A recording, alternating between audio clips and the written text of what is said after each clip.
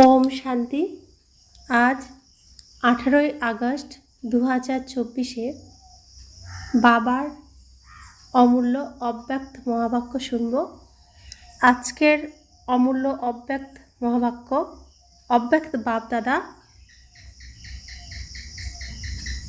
20 ফেব্রুয়ারি 2021-এ শুনিয়েছিলেন। এই অব্যক্ত মধুর মহাবাক্যে বাবা বলেন, শিব জয়ন্তী ব্রত নেওয়ার এবং সর্বসমর্পণ হওয়ার স্মারক। আজ ত্রিমূর্তি রচয়িতা শিব বাবা তার নিজের পূজ্য শালগ্রামদের সাথে মিলনের জন্য এসেছেন। আজ মিলন হবে, আজ উদযাপনও হবে। বিশ্বের চতুর্দিক থেকে বাপদাদার জয়ন্তী উদযাপন করার জন্য তোমরা সবাই বড়ই উৎসাহ উদ্দীপনার সাথে এখানে এসে পৌঁছেছ। বাচ্চারা বলে, বাবার জয়ন্তী উদযাপন করতে এসেছি। আর বাবা বলেন, বাচ্চাদের জয়ন্তী উদযাপন করতে এসেছি। তোমরা সবাইও নিজেদের জয়ন্তী অলৌকিক বার্থডে উদযাপন করতে এসেছ। সারা কল্পে এমন অভিনব এবং মনোরম বার্থডে কখনো হয় না। সমগ্র কল্পে দেখেছ এমন বার্থডে পালন করা হয়েছে যা বাবারও হয় আর সাথে বাচ্চাদেরও হয়। কেননা বিশ্ব পরিবর্তনের কার্যে শিব বাবা ও ব্রহ্মা দাদার সাথে সাথে ব্রাহ্মণও অবশ্যই চাই। ব্রাহ্মণ ব্যতীত যজ্ঞ সফল হয় না। সেই জন্য বাবা আর বাচ্চাদের সম্মিলিত জন্মদিন অর্থাৎ জয়ন্তী। তো শিব বাবা এই পৃথিবীতে এসেছেন, ব্রহ্মা বাবার শরীরে প্রবেশ করেছেন। তো তিনি বাবা হয়েছেন, ব্রহ্মা বাবা প্রথম সন্তান হয়েছেন। তো বাবারও জন্ম হলো মায়া বলে, সন্তানেরও জন্ম হলো মায়া বলে, একই দিনে একই সময়ে। তাই বাবারও জন্মদিন, বাবার সন্তানেরও জন্মদিন। পৃথিবীতে এত বড় সৃষ্টি, এত বড় বিশ্ব, এই বিশ্বের পরিবর্তন করতে স্বয়ং ভগবান এসেছেন। এত বড় সৃষ্টিকে বাবা একা পরিবর্তন করতে পারবেন না। তিনি যজ্ঞ রচনা করেছেন, আর যজ্ঞ সামলানোর জন্য ব্রাহ্মণ তো চাই।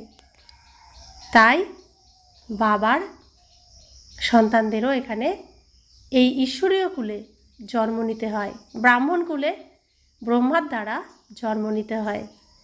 বাবারও জন্ম হয়, সন্তানেরও এখানে জন্ম হয়, যজ্ঞ রচনা করা হয়, মায়া বলের দ্বারা সৃষ্টি করা হয়। এখানে কোনো শারীরিক কথা নেই, সমস্তটাই অশরীরী অবস্থায় জন্ম, অলৌকিক জন্ম, যাকে মায়া বলে সৃষ্টি করা হচ্ছে। তো বাচ্চারা অন্তঃকরণে বাবাকে অভিবাদন করছে, আর বাবা সব ব্রাহ্মণ বাচ্চাকে অলৌকিক জন্মের কোটি কোটির থেকেও বেশি হৃদয়ের শুভাশিসের সাথে অভিনন্দন জানাচ্ছেন। অভিনন্দন, অভিনন্দন, অভিনন্দন। সবাই হাত নাড়িয়েছে, খুব ভালো। এক হাতের তালি ভালো লাগে, দুই হাতের নয়। খুব খুশি তো, তাই তো হাত থামে না, চলতে থাকে। দুনিয়াতে ভক্তরাও শিব জয়ন্তী প্রচুর আড়ম্বর ও জাঁকজমকের সাথে পালন করে, কিন্তু তারা পালন করে একদিনের জাগরণ বা একদিনের ব্রত। তোমরা বাচ্চারা অজ্ঞান নিদ্রা থেকে জাগরণের সংকল্প একদিনের জন্য করনি। জাগরণ তারাও করে, কিন্তু তোমরা এক সঙ্গম যুগের হিরেতুল্য জন্মের জাগরণ করেছ আর করছো। জেগে উঠেছ তো? এখন আবার ঘুমিয়ে যাবে না তো? নাকি অল্প স্বল্প ঘুমিয়ে যাবে? আচ্ছা, ঘুমাবে না তো? একটু তন্দ্রাচ্ছন্ন হবে। এই জাগরণ এমন জাগরণ যে স্বয়ং তো জেগে যায় এবং অন্যকেও জাগায়। জ্ঞানের জীবনে জাগরণ মানে অন্ধকার থেকে আলোয় আসা। এই অলৌকিক জাগরণ সবার ভালো লাগে। যখন থেকে জন্ম নিয়েছ, জয়ন্তী উদযাপন করেছ, তখন থেকে কি কি ব্রত নিয়েছ স্মরণে আছে তো? বাচ্চারা বলে, স্মরণ কি আমাদের ন্যাচারাল জীবনই ব্রত হয়ে গেছে। ওম শান্তি। বাচ্চারা বলে যে আমরা যে এখানে জন্ম নিয়েছি, আমরা এখানে স্মরণ কি, আমাদের জীবনই তো প্রতিদিনই আমরা ব্রত করি, ব্রত হয়ে গেছে। পবিত্র আহার, পবিত্র ব্যবহার এবং পবিত্র বিচার হয়ে গেছে এই জীবন। আমরা আগে যখন পূজা করতাম তখন পুজোর আগের দিন থেকে নিরামিষ খেতাম, পবিত্র শুদ্ধ আহার করতাম। যেদিন পুজো করতাম সেদিনও শুদ্ধ আহার করতাম। তো পুজোর সময়ে আমরা পবিত্র থাকতাম, কিন্তু এখন তো আমরা সব সময় পবিত্র থাকি, সব সময় পবিত্র আহার গ্রহণ করি, ব্যবহারও পবিত্র, বিচারও এখন আমাদের পবিত্র। তো প্রত্যেক দিনই আমরা ব্রত করি। 1 মাসের জন্য 2 মাসের জন্য নয়, জীবনই ব্রত ধারণ করার হয়ে গেছে।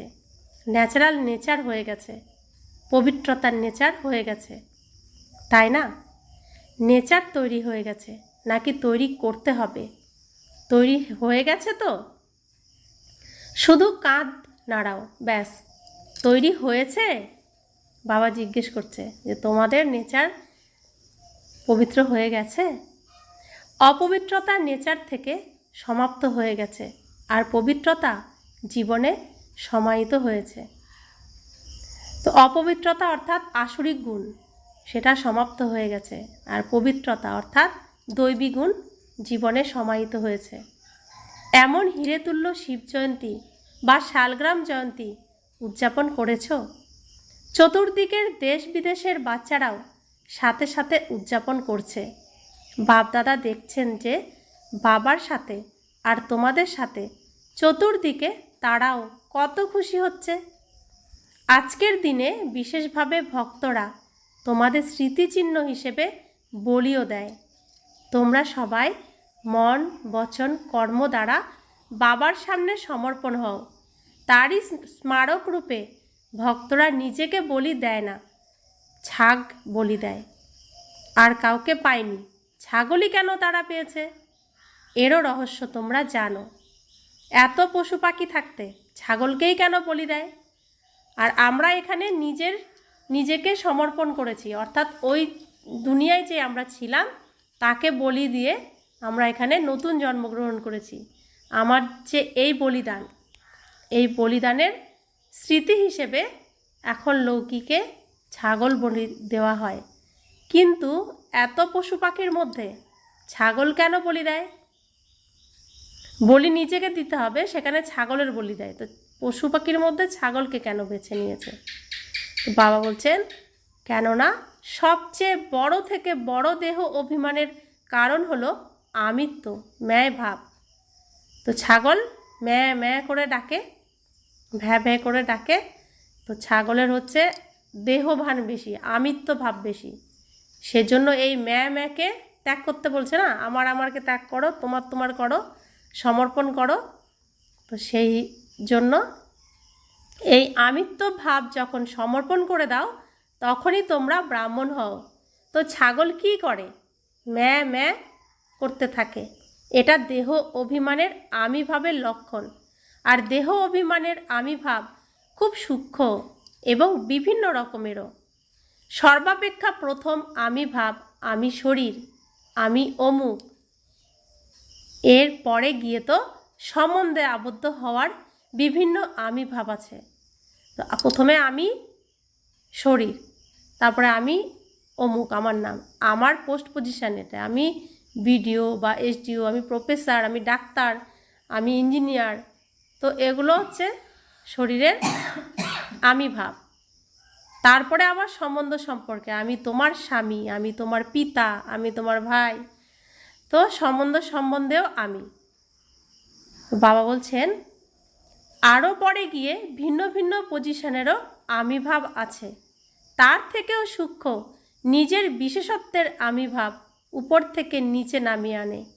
বিশেষত্ব প্রত্যেকের মধ্যে আছে, কোনো না কোনো বিশেষত্ব সবার মধ্যে আছে, যে এই কাজটা আমিই ভালো পারি, আর কেউ ভালো পারে না, তা আমাকে ছাড়া চলবে না, এরকম হয় না? তো এই বিশেষত্ব প্রত্যেকের মধ্যে কিছু না কিছু থাকে। এমন কোনো মনুষ্য আত্মা নেই যার মধ্যে স্থূল বা সূক্ষ্ম কোনো বিশেষত্ব থাকবে না, এটা নয়। জ্ঞানী জীবনেও সব ব্রাহ্মণের ভিতরে ন্যূনতম একটা বিশেষত্ব অবশ্যই আছে, কিন্তু জ্ঞানী জীবনে বিশেষত্ব পরমাত্মা প্রদত্ত, পরমাত্মা উপহার। আমাদের যে এখন বিশেষত্ব, আমরা আগে যেরকম অসুরের মতো আচরণ করতাম, এখন আমরা অনেক শান্ত ধীর স্থির হয়ে গেছি, এগুলো সব পরমাত্মার প্রদত্ত আশীর্বাদ, উপহার। যখন পরমাত্মার দানকে দেহ অভিমান রূপে আমিত্বভাবে নিয়ে আসে, আমি এরকম, সেটা রয়্যাল অভিমান, সবচাইতে বড় আমি ভাব। সুতরাং সমর্পণ তো হয়েই আছো, কিন্তু ভবিষ্যতে তোমাদের আরও কি বিবেচনা করতে হবে। আমরা ঈশ্বরীয় কুলে এসেছি, আমি সব থেকে মুরলি চালাতে পারি, আমি যোগ করাতে পারি, এরকম আমিত্বভাবও এখানে আসে। তো বাবা বলছে এখানে সব কিছুই তো পরমাত্মার দেওয়া, তোমার তো কিছু নয়, তবুও এই আমি ভাব চলে আসে। বলছে সমর্পণ তো হয়ে গেছো, কিন্তু ভবিষ্যতে আরও কি বিবেচনা করতে হবে। এখানে আমি কিছুই করছি না, আমি এগুলো করার কোনো আমার ক্ষমতাও নেই, বাবা করাচ্ছেন, করিয়েছেন, তাই করছি, করতে পারছি।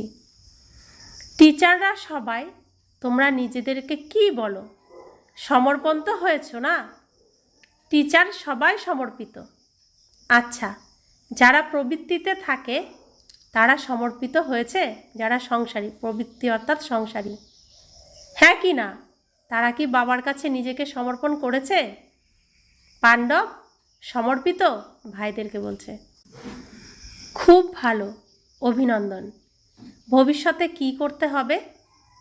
সমর্পণ তো হয়ে গেছে, খুব ভালো। এবার ভবিষ্যতে এটা চেক করতে হবে। বলবো কি? তোমরা বলবে সমর্পিত হয়েছি। আর কি করতে হবে? এক হলো সমর্পণ, আর পরে হলো সর্বসমর্পণ। সর্বতে বিশেষ আন্ডারলাইন রয়েছে, নিজের মন বুদ্ধি সংস্কার সহ সমর্পণ। কেননা তোমরা যত এগিয়ে যাও পুরুষার্থে তত তীব্র গতিতে কদম উঠাও, আর উঠাচ্ছ। কিন্তু বর্তমান বায়ুমণ্ডল অনুসারে তোমাদের ব্রাহ্মণ জীবনেও মন আর বুদ্ধির উপরে ব্যর্থের ফলাফল খারাপ কিছু না, খারাপ কিছু না। কেননা সব খারাপ শেষ হয়ে গেছে। যতই হোক, কিন্তু ব্যর্থ আর নেগেটিভের প্রভাব বেশি থাকার কারণে তোমাদের যথার্থ আর সত্য নির্ণয়ের অনুভব শক্তি কম হয়ে যায়। আমরা যারা প্রবৃত্তি মার্গে আছি, সংসারী জীবনে আছি, বাবা তাদের জন্য বলছেন। আমরা যেহেতু সংসারে থাকি, তাই খারাপ সংকল্প, নেগেটিভ সংকল্প আমাদের মধ্যে বেশি আসে। তাই বাবা বলছেন ব্যর্থ আর নেগেটিভের প্রভাব বেশি থাকার কারণে আমাদের যারা প্রবৃত্তি মার্গে আছি তাদের সত্য নির্ণয়ের অনুভব শক্তি কম হয়ে গেছে। বোধের দ্বারা অনুভব হয়, হ্যাঁ এটা রং, এটা ঠিক নয়। কিন্তু এক হলো বিবেক দ্বারা অনুভব, আর এক হলো হৃদয়ের দ্বারা অনুভব। যদি হৃদয় থেকে কোনো বিষয়কে অনুভব করে নিয়েছ, তবে দুনিয়া বদলে গেলেও কিন্তু নিজে বদলাবে না। তাছাড়া সংস্কার 63 জন্মের পুরানো হওয়ার কারণে ন্যাচারাল হয়ে গেছে। যা অন্যভাবে বলে থাকো এটা ভুল নয়, কিন্তু এটা আমার নেচার। আমরা সত্যযুগ থেকে কলিযুগ পর্যন্ত সংসারেই থেকেছি, কিন্তু সত্যযুগ কলিযুগের সংসার সেখানে আত্মিক স্থিতিতে, তাই সেখানে কোনো প্রভাব থাকে না। দ্রাপর যুগ থেকে কলিযুগ পর্যন্ত আমরা যে সংসারে রয়েছি, সেখানে আমরা শরীরের দেহবোধের মধ্যে রয়েছি, শরীরের ভানে রয়েছি। তো সেজন্য এই 5 বিকারগুলো আমাদের অনেক ভুল করিয়েছে আর অনেক পাপও করিয়েছে। জোরে কথা বলা, শাসন করে বলা, না হলে শুনবে না আমার কথা, তো এগুলো আমাদের আসরিক গুণ। তো এগুলো 63 জন্ম ধরে আমরা করে এসেছি। এতদিনের অভ্যাস একদিনে কি শেষ হবে? হবে না। তো আমরা চেষ্টা করছি পরিবর্তন করার, কিন্তু ভুল হয়ে যায়। তখন আমি কি বলি যে এটা আমার ভুল নয়, আমি তো এরকমই, আমি জোরে কথা বলি, আমার কথা বলার ধরনই এরকম, আমার আচার আচরণই এরকম, এটা তো ন্যাচারাল। তা আমরা নিজেকে সাফাই দিই, পরিবর্তন করতে পারি না, তাই আমার নেচার এরকম। তো বাবা বলছেন, পুরানো সংস্কার কিছু মুছে যায়, কিছু চাপা পড়ে যায়, আবার বেরিয়ে আসে, কিন্তু সর্বসমর্পণের অর্থ হলো মনের ভাব আর ভাবনা প্রত্যেক আত্মার প্রতি পরিবর্তন হয়ে যাওয়া। তো বাবা বলছেন, তুমি সর্বসমর্পণ যখন করে দিলে, সব কিছুই বাবার করে দিলে, তাহলে এই বিশ্ব তোমার পরিবার হয়ে গেল। শুধু যে পরিবারে থাকো শুধু সেটাই তোমার পরিবার নয়, কারণ বাবার তো পুরো বিশ্বই তার, প্রত্যেকে তার সন্তান। তো তুমি সেই পরিবারের হয়ে গেলে, তাহলে পুরো বিশ্বটাই তোমার পরিবার, বিশ্বের প্রত্যেকটি আত্মা তোমার ভাই। তাহলে মনের ভাব আর ভাবনা প্রত্যেক আত্মার প্রতি কেমন হয়ে যাওয়া উচিত? এতদিন আমি ভাবতাম যে আমার পাশের বাড়ির ওরা হচ্ছে আমার পর, তাই না? কিন্তু বাবা বলছে, তুমি যখন ঈশ্বরীয় কুলে চলে এসেছো, এই পুরো বিশ্বই আমার পরিবার, তো তোমারও পরিবার। তাহলে প্রত্যেক আত্মার প্রতি আমার ভাবনা কি থাকবে? ভাই ভাইয়ের দৃষ্টি থাকবে, ভাবনা থাকবে, সে আর আমার পর নয়, একদম আপন। আমার যে শারীরিক ভাই আপন, সেরকম আত্মিক ভাই প্রত্যেকে আপন, কেউ পর নয়।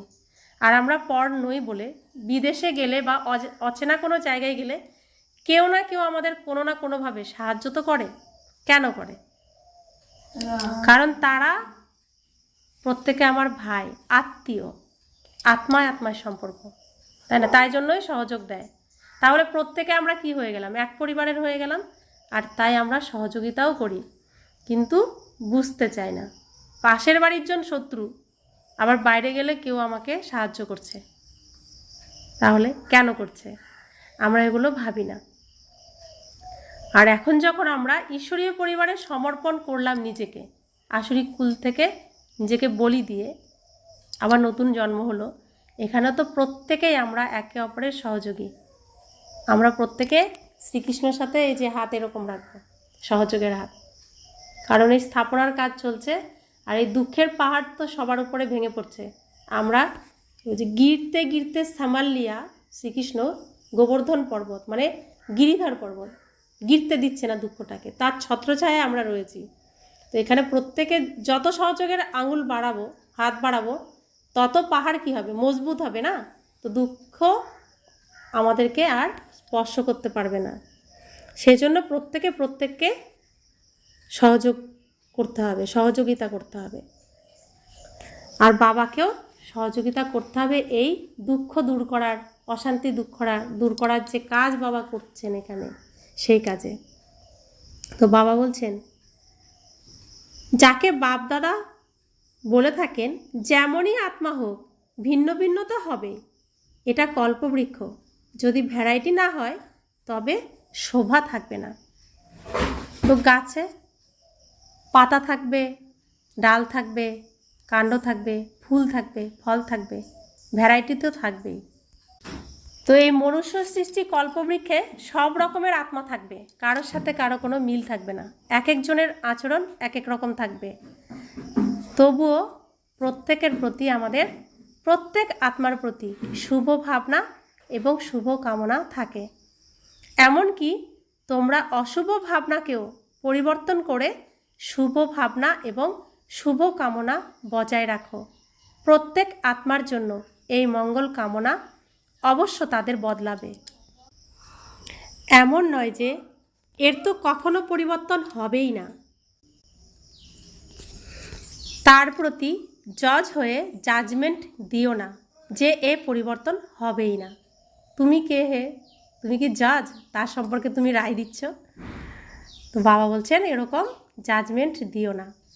তোমরা যখন চ্যালেঞ্জ করেছই যে প্রকৃতিকেও পরিবর্তন করে শতগুণী বানাতেই হবে, তখন তো হবে কি হবে না এই প্রশ্নই নেই, বানাতেই হবে। ই শব্দকে তোমরা আন্ডারলাইন করেছো, বানাতেই হবে। তো ই শব্দটাকে তোমরা মনে রাখবে। তাহলে কি প্রকৃতি পরিবর্তন হতে পারে, আত্মা পরিবর্তন হতে পারে না? তোমরা বিশ্বের প্রকৃতিকেই চেঞ্জ করে দিচ্ছ, পরিবর্তন করে দিচ্ছ, তাহলে আত্মাকে পরিবর্তন করতে পারবে না? আত্মা তো প্রকৃতির পুরুষ, তো প্রকৃতি বদলাবে, পুরুষ বদলাবে না কেন? দুটো তো সমান সমান বদলাতে হবে, তবেই না হবে। এই শরীর হচ্ছে প্রকৃতি আর আত্মা পুরুষ, এর জন্য আত্মা আত্মা আমরা সকলে ভাই ভাই। তা বলছে এই প্রকৃতি যদি পরিবর্তন হয় তাহলে পুরুষ কেন পরিবর্তন হবে না? সুতরাং বর্তমান সময়ে মন, বুদ্ধি, সংস্কার স্বয়ের পরিবর্তন এবং সকলের পরিবর্তন, এটাই সেবা, এটাই হলো আসল সেবা। পরিবর্তন করাটাই হলো সেবা। সবাই জিজ্ঞাসা করে এই বছরে কি করতে হবে? ডবল সেবা করতে হবে। এ তো স্বয়ের সর্বসমর্পণ। আরেক স্বয়ের এত সমর্পণ করো যাতে তোমাদের বায়ুমণ্ডল, তোমাদের ভাইব্রেশন, তোমাদের সঙ্গ, তোমাদের হৃদয়ের সহযোগ, তোমাদের হৃদয়ের শুভেচ্ছা সহজভাবে পরিবর্তন করতে অন্যদেরও যেন সহযোগ দেয়। এতটাই স্বপরিবর্তন করতে হবে, নিজেকে পরিবর্তন করতে হবে যে আমার শুভ ভাবনা, আমার হৃদয়ের শুভেচ্ছা অন্যকে পরিবর্তন করে দেবে। তো নিজে যদি শুভ হয়ে যায়, মানসিকতা আমার একদম শুদ্ধ হয়ে যায়, বল শুদ্ধ হয়ে যায়, কর্ম শুদ্ধ হয়ে যায়, অটোমেটিক তার ভাইব্রেশন, তার প্রভাব এমনিতেই আসতে থাকবে। যে সংস্পর্শে আসবে সে একটু একটু করে পরিবর্তন হতে থাকবে। পরিবর্তন হবেই হবে, কারণ এই পৃথিবী পরিবর্তনই হয়, একরকম থাকে না। তো সর্বসমর্পণ করতে হবে। এক কি? এক এই সেবা, আর দুই লোক সেবা। এক হলো এই সেবা, নিজেকে পরিবর্তন করো, সব কিছু বাবাকে সমর্পণ করে দাও। আর দুই হলো লোক সেবা, অন্য আত্মাদের সেবা। রেজাল্টে বাবা দেখেছেন যে চারিদিকে, দেশে বিদেশে, গ্রামে সব ব্রাহ্মণ বাচ্চারা যে সেবা করেছে, বাবার প্রতি ভালোবাসাতে করেছে, তার জন্য তো বাপ দাদা অনেক অনেক অনেক অভিনন্দন জানান। ভবিষ্যতে তোমাদের কি করতে হবে বাপ দাদা দেখেছেন। যারা ব্রাহ্মণ হয়েছে তা ব্রাহ্মণদেরই বৃদ্ধি হয়েছে, আরও তীব্র গতিতে বৃদ্ধি হওয়ার আছে। এখন তীব্র গতিতে সব ব্রাহ্মণগুলো আসতে থাকবে। সেই সঙ্গে যারা লোকপ্রিয় সেবা করেছে, বিভিন্ন প্রজেক্ট দ্বারা যে সেবা হচ্ছে তা খুব ভালো। তো বিভিন্ন উইংস তৈরি হয়ে গেছে না, সেক্টর সব ভাগ হয়ে হয়ে সেবা করছে সবাই। তো বাবা বলছে তারাও খুব ভালো ভালো করছে। এখন বিভিন্ন জায়গা সহযোগী আত্মারা দক্ষ নিমিত্ত হয়েছে, তারা সহযোগী তো খুব ভালো, সহযোগের এক কদম উঠিয়েছে, এক পা তো বাড়িয়েছে, কিন্তু অন্য পা সহযোগী কর্মযোগী হওয়ার, এক পা সেবার দিকে বাড়িয়েছে, আরেক পা সহযোগী কর্মযোগী হওয়ার দিকে বাড়িয়েছে। কর্মযোগী এবং সহযোগী কিছুটা হলেও হয়েছে। কর্মযোগী অর্থাৎ কর্ম করছি যোগযুক্ত হয়ে। কিভাবে যোগযুক্ত হয়ে কর্ম কাকে বলে? তো বাবার কাজ করছি না, সংসারের কাজ করছি, তাও বাবা তোমার পরিবারের জন্য করছি, তোমার পরিবারের ঘর পরিষ্কার করছি, তোমার পরিবারের জন্য রান্না করছি, তো এটা হলো যোগযুক্ত। আর সহজযোগী অর্থাৎ সহজে যোগ। বাবা আমি তোমার সন্তান, এই শরীর তোমার, এই শরীর দিয়ে তুমি করাচ্ছ, তো যোগ হয়ে গেল না, তাকে স্মরণ করলাম মানেই তো যোগ, সহজে যোগ। এটা দ্বিতীয় স্টেজ। এখন এমন আত্মারা প্র্যাকটিক্যাল স্বরূপ দ্বারা যেন স্টেজে পার্ট প্লে করে। এই স্টেজে এখন যেন এভাবে পার্ট প্লে করা হয়। তো বাবা বলছেন মাইক সর্বদা স্টেজের উপরে থাকে, সুতরাং তারা মাইক হয়ে সেবার স্টেজে প্রত্যক্ষ স্বরূপে অবশ্যই আসবে। তোমরা মাইট, তারা মাইক। যেমন ব্রহ্মা বাবা অব্যক্ত রূপে মাইট, আর তোমরা সব বাচ্চাকে মাইক বানিয়েছে, তেমনই তোমরা মাইট হও আর এমন মাইক প্রস্তুত করো। এখন যারা আসবে তারা প্রত্যেকে হচ্ছে মাইক, আর আমরা যারা পুরনো আগের থেকে বাবা আমাদের তৈরি করছেন তারা হলো মাইট। অর্থাৎ মাইট মানে, মাইট কথার অর্থ কি? শক্তি। আমরা শক্তি দেব, আর তারা মাইক হয়ে সব দিকে প্রচার করবে, জানাবে সবাইকে। যেমন ব্রহ্মা বাবা শক্তি আর আমরা মাইকের কাজ করছি, সেরকম এখন আমাদেরকে শক্তির স্বরূপ হতে হবে, আর তারা হবে মাইক। তারা আছে খুব ভালো, খুব ভালো, তাদের জন্য আশা রয়েছে, তারা ফার্স্ট যাবে। এখন শুধু এমন আরও আত্মাদের সাথে কানেকশান বাড়ানোর আবশ্যকতা আছে। তারা জানতে চায় কি করতে হবে এবং কিভাবে করতে হবে। মাইট হয়ে তাদেরকে বিধি এমনভাবে শোনাও যাতে লৌকিক অকুপেশন এবং অলৌকিক সেবা দুইয়ের ব্যালেন্স রেখে last show first, first show first হওয়ার লাইনে যেন তারা এসে যায়। এমন আত্মারা আছে, শুধু প্রত্যক্ষ হতে হবে। তাদের সাথে শুধু কানেকশান বজায় রাখো আর তাদেরকে কারেন্ট দাও, আধ্যাত্মবাদের কারেন্ট, ভাইব্রেশন, বায়ুমণ্ডলের কারেন্ট এবং বিধি দেখাও যাতে তারা এটা প্রত্যক্ষ করানোর নিমিত্ত হয় যে ব্যালেন্স রেখে চলা জীবন খুব ভালো আর সহজ। ঠিক আছে তো? কি করতে হবে তা তোমরা শুনে নিয়েছো, বুঝে নিয়েছো তো সবাই বাবা কি বলছেন কি করতে হবে? ছোট ছোট পুষ্পস্তবক তো তৈরি করো, ঠিক আছে, বড় পুষ্পস্তবক না হোক 5 ফুলের 10 ফুলের তোড়া তো নিয়ে এসো। এ কথার অর্থ কি? এই জায়গা হলো কাঁটা থেকে ফুল বানানোর জায়গা, এখানে চারা রোপণ করা হয় এই পাঠশালার মধ্যে। তো এখান থেকে এক একটি গাছকে ফুল ফোটাতে হবে, এক একটি গাছে। তো 5টা ফুল 10টা ফুল নিয়ে তো বাবার কাছে যাও, কোথায়? মধুবনে নিয়ে যাও, প্রমাণ করো। তো ওখানে কাঁটার মধ্যে রয়েছে না সবাই, তাদেরকে আনো এখানে, নতুন করে কলম লাগাও আর ফুলে তো পরিণত করো। তো ফুল ফুটিয়ে বাবার কাছে তুমি উপহার দাও, পুষ্পস্তবক উপহার দাও। তো বাবা বলছেন সর্বত্র তারা বাপ দাদার নজরে বিদ্যমান। শুনেছ পাণ্ডব? শুনেছ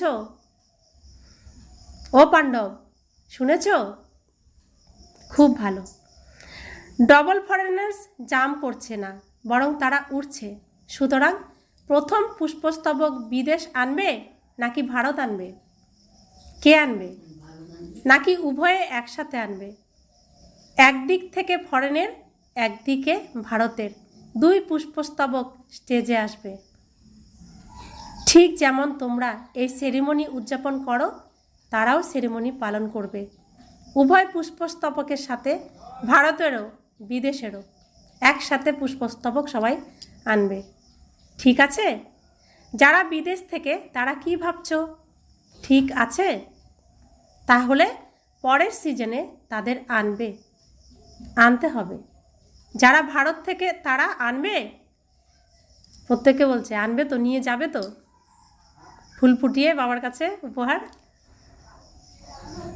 যাদের লৌকিক এবং অলৌকিক অকুপেশনের ব্যালেন্স আছে তাদের নিয়ে এসো।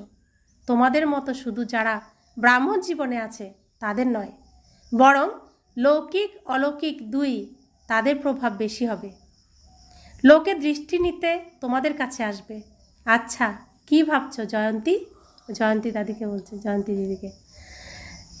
নামের ব্যাপারে ভাবছো কি? নির্মলা, মোহিনী এই নামের ব্যাপারে ভাবছো, তাই না? এখানে পাণ্ডবদের দেখো, ভারতের পাণ্ডব কিছু কম আছে, তারা ঈশ্বরের মহিমা তথা ঈশ্বর সম। দেখো কিছু কিছু পাণ্ডব তো এখানে বসে আছে, যে এখানে একজন পাণ্ডব বসে আছে, এই ব্রায়ান তো সামনে বসে আছে অস্ট্রেলিয়ার বেয়ান ভাইয়ের সাথে। ফুলের তোড়া প্রস্তুত করতে হবে তো? খুব ভালো ভালো রয়েছে। কি নাম দাও? এনসিও। আচ্ছা ফরেনের এনসিও হাত তোলো। এনসিও হওয়া সহজ নয়, তোমাদের চমৎকার করতে হবে। তোমরা করতে পারো, কোনো বড় ব্যাপার নয়। কেননা ভূমি প্রস্তুত, এখন ভূমি প্রস্তুত হয়ে গেছে। বীজ ফেলো আর চারা উঠবে। বীজ বপনও হয়ে আছে, শুধু পালনের জল দিতে হবে, পালনা দিতে হবে। এখন বীজকে প্রতিপালনের জল দেওয়া প্রয়োজন। আচ্ছা টিচাররাও অনেকে এসেছে, টিচারদেরও অভিনন্দন। নিজেরই সেবা করেছো তো, তাই তো সেবার অভিনন্দন। আচ্ছা গুজরাটের কি অবস্থা? অস্থিরতা গুজরাট থেকে শুরু হয়েছে, বেশি অশান্ত গুজরাট, আর বিদেশেও অল্প অল্প শুরু হয়েছে। ভয় পাও না তো? ভূমি তো কাঁপে, কিন্তু তোমাদের হৃদয় কাঁপে না তো? যেখানে ভূমির কম্পন হয়েছে, লোকসান হয়েছে, ওখান থেকে যারা এসেছো তারা ওঠো। যারা আমেদাবাদ থেকে তারাও ওঠো। আচ্ছা, হৃদয় কেঁপেছে নাকি ভূমি কেঁপেছে? ভূমিকম্প হলে হৃদয় কাঁপবে না তো? ভয় পাবে না তো? বলছে ভূমিকম্প যে হয়েছিল গুজরাটে, তো বলছে যে হৃদয় কাঁপেনি তো, ভূমি তো কেঁপেছে। কি হয়েছে? হৃদয়ে একটু এরকম এরকম হয়েছে? হয়নি? বাহাদুর তোমরা। বাপদাদা দেখেছেন যে বাচ্চারা নিজেদের সাহস আর বাবার ছত্রছায়া দ্বারা তাদের রেকর্ড ভালো রেখেছে। কেউ ফেল হয়নি, সবাই পাস হয়ে গেছে। কেউ কম, কেউ বেশি, সব জায়গাতে নম্বর ক্রমানুসারে তো সবাই হয়েই থাকে, কিন্তু তোমরা সবাই পাস। অভিনন্দন। সবচাইতে বেশি সংকটপূর্ণ স্থান থেকে কে এসেছে? একজন ভুজ থেকে, এবং এর কাছাকাছি এক শহর ভচাউ থেকে একজন বোন এসেছে। আচ্ছা, ভুজ এগুলো জায়গার নাম। ভুজে তোমরা তো হাজারো ভুজের সাথে ছিলে। আচ্ছা, এই পেপারে তোমরা পাস, খুব ভালো করেছো। ভবিষ্যতেও কেঁপে যেও না, কারণ আমাদের সামনে সব কিছু ঘটবে। তো তখন যেন হৃদয় না কাঁপে, ভূমি কাঁপবে। আমার হৃদয়, আমি আত্মা আমার সিংহাসনে স্থির থাকতে হবে। ভয় পেলে হবে না, ভয় পেলেই ফেল। তো বাবা বলছেন এখন তো হতে থাকবে, ঘাবড়ে যেও না। প্রতিদিন হয়, হতে দাও। দেখো পরিবর্তন হতে তো হবে। সুতরাং প্রকৃতিও তো নিজের কাজ করবে, তাই না? যখন মনুষ্য আত্মারা প্রকৃতিকে তমগুণী বানিয়ে দিয়েছে, তাহলে সে নিজের কাজ তো করবে। কিন্তু ড্রামার খেলাতে এই প্রতিটা খেলাও খেলা দেখে নিজের অবস্থা উপর নিচে করো না। এই যে ভূমিকম্প, ট্রেন দুর্ঘটনা, ঝড়, তারপরে বাজ পড়া, বিভিন্ন রকম বন্যা, এগুলো দেখে ভয় পেও না। মাস্টার সর্বশক্তিমান আত্মাদের স্বস্থিতিকে পরস্থিতি যেন প্রভাবিত না করতে পারে। পরিবর্তে অন্য আত্মাদের মানসিক যন্ত্রণা থেকে মুক্ত করার নিমিত্ত হও, কেননা মানসিক পীড়া তোমরা মেডিটেশন দ্বারাই সমাপ্ত করতে পারো। ডাক্তাররা নিজেদের কাজ করবে, সায়েন্সের লোকেরা তাদের নিজেদের কাজ করবে, গভর্নমেন্ট নিজের কাজ করবে। তোমাদের কাজ হলো মানসিক পীড়া, টেনশন শেষ করে দেওয়া, টেনশন ফ্রি জীবনের দান দেওয়া, সহযোগ দেওয়া। যেমন বর্তমান সময়ে দেশ বিদেশের তারা সবাই সহযোগী হয়ে সহযোগ দিচ্ছে। এটা খুব ভালো করছে। এতে প্রমাণ হয় যে বিদেশ হোক বা যে কোনো কেউই হোক, ভারত দেশের প্রতি ভালোবাসা আছে। বিদেশে যারা রয়েছে তাদেরও ভারত দেশের প্রতি ভালোবাসা আছে। প্রত্যেকে নিজের নিজের কার্য তো করছে, তোমরা তোমাদেরটা করছো। যেমন যদি আগুন লাগে, তাহলে যারা আগুন নেভায় তারা ভয় পায় না, আগুন নেভায়। সুতরাং তোমরা সবাই মনোপীড়ার অগ্নি নির্বাপক। প্রত্যেকের মনে যে দুঃখ কষ্টের আগুন জ্বলছে, এই মনোপীড়ার অগ্নি নির্বাপক আমরা। আচ্ছা, তাহলে গুজরাট মজবুত তো? হাজারো ভুজের ছত্রছায়ায় আছো তোমরা, যে কোনো কোথাও এটা হতে পারে। এখন তো গুজরাটকে দেখে তোমরা অনুভবী হয়ে গেছো তো? যেখানেই হোক না কেন, দেখো প্রকৃতিকে কেউ মানা করতে পারে না। গুজরাটে এসো, আবুতে এসো না, বোম্বেতে, মুম্বাইতে এসো না, না, সে স্বাধীন। যতই হোক, সবাইকে নিজের স্বস্থিতি অনড়, অটল আর নিজের বুদ্ধিকে, মনের লাইনকে ক্লিয়ার রাখতে হবে। তো গুজরাটের ভূমিকম্পর সময়ের এই কথাগুলো বলছে প্রকৃতিকে বলো না যে গুজরাটে এসেছো, বোম্বাইতে এসো না, কলকাতাতে এসো না। সে তার ইচ্ছা মতো যেখানে যেখানে পরিষ্কার করার, যেখানে নোংরা বেশি সেখানে চলে যাবে পরিষ্কার করতে। তো বলছে বুদ্ধির লাইনকে একদম ক্লিয়ার রাখতে হবে। লাইন যদি ক্লিয়ার থাকে তবে টাচিং হবে। বাপদাদা আগেই বলেছিলেন ওদের ওয়ারলেস আছে, তোমাদের ভাইসলেস বুদ্ধি আছে। তো আর্মিদের কাছে ওয়্যারলেস থাকে, সায়েন্টিস্টদের কাছে ওয়্যারলেস থাকে, তারা যোগাযোগ করে বিভিন্ন কাজে। আর আমাদের কি আছে? ভয়েসলেস। একদম শান্ত স্থির মন হলে তবেই টাচিং হবে, সমস্ত মেসেজ টাচিং হবে যদি মন শান্ত আর স্থির থাকে তবে। বাপদাদা আগেই বলেছিলেন ওদের ওয়্যারলেস আছে, তোমাদের ভয়েসলেস বুদ্ধি আছে। কি করতে হবে, কি হতে চলেছে, তোমরা তা স্পষ্টভাবে আর তাড়াতাড়ি নির্ণয় করতে পারবে। এমন ভাবনার প্রয়োজন হবে না আমরা বাইরে বেরিয়ে যাই, ভিতরে বসি, দরজায় বসি, ছাদে বসি। না, তোমাদের পাশ সেখানেই নিয়ে যাবে যেখানে সেফটি থাকবে, টাচিংয়ের দ্বারা, ক্যাচিংয়ের দ্বারা। বাবা মেসেজ পাঠিয়ে দেবে। আমাদের মন বুদ্ধি স্থির থাকলে যে ওখানেই যেতে হবে, ওখানে গেলে আমরা সেফ, সেখানেই পা যাবে, মন অস্থির হবে না।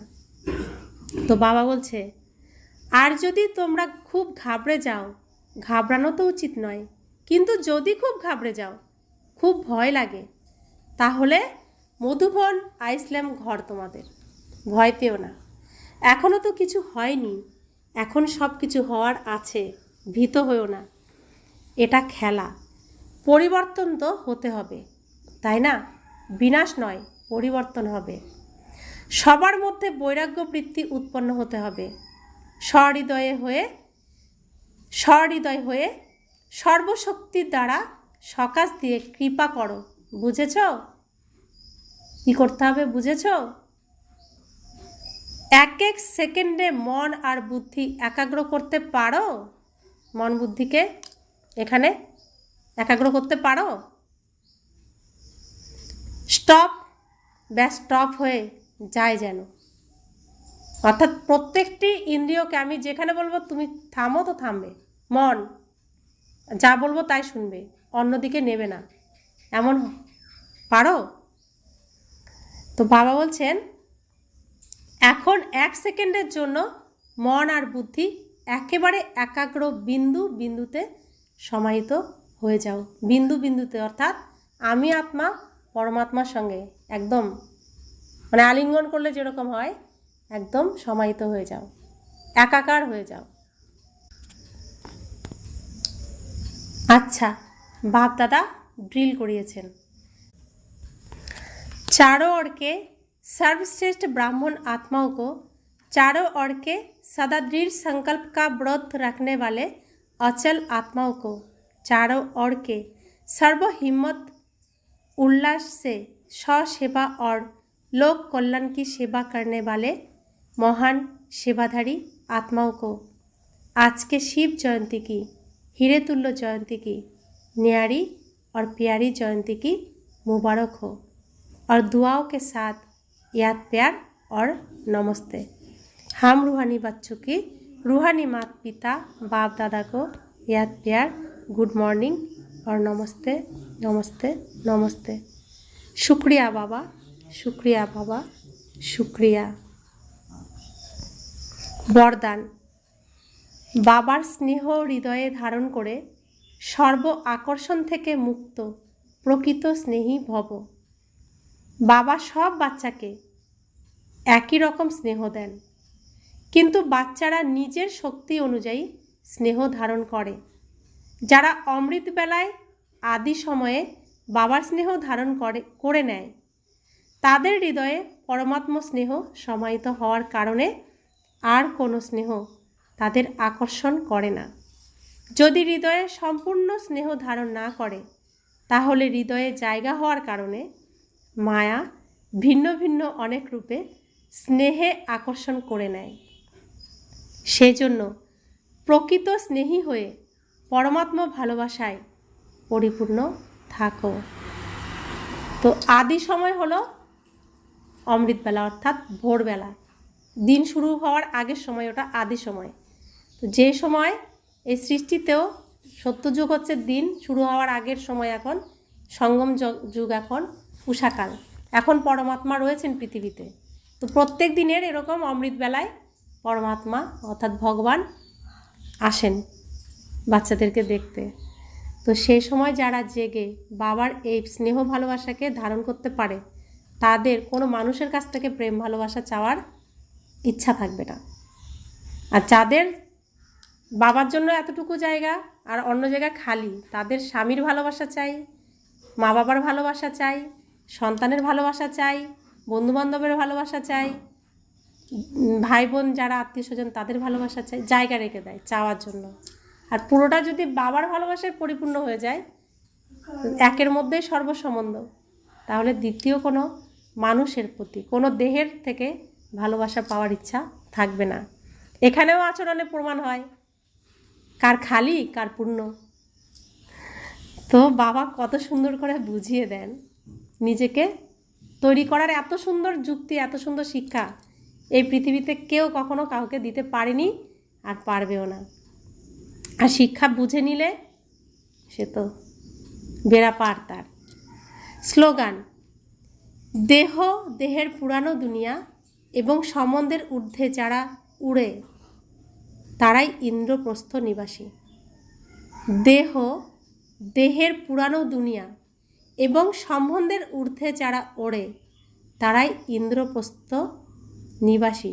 অর্থাৎ আমরা চলে এসেছি কোথায়? বাবার ঘরে ছিলাম, মায়ার দুনিয়ায়, এখন আমরা সেফ জোনে চলে এসেছি। কিন্তু যাদের সাথে ছিলাম তারা তো এখানে আসেনি সবাই। এখন এখানে থেকেও যদি আমি তাদের প্রতি আকৃষ্ট হই, তাদেরকে এখানে আনার আকৃষ্ট করতে হবে তাদেরকে। কিন্তু আমরা যদি ওইদিকে আকৃষ্ট হই তাহলে ইন্দ্রপ্রস্থে কি যেতে পারবো? পারবো না।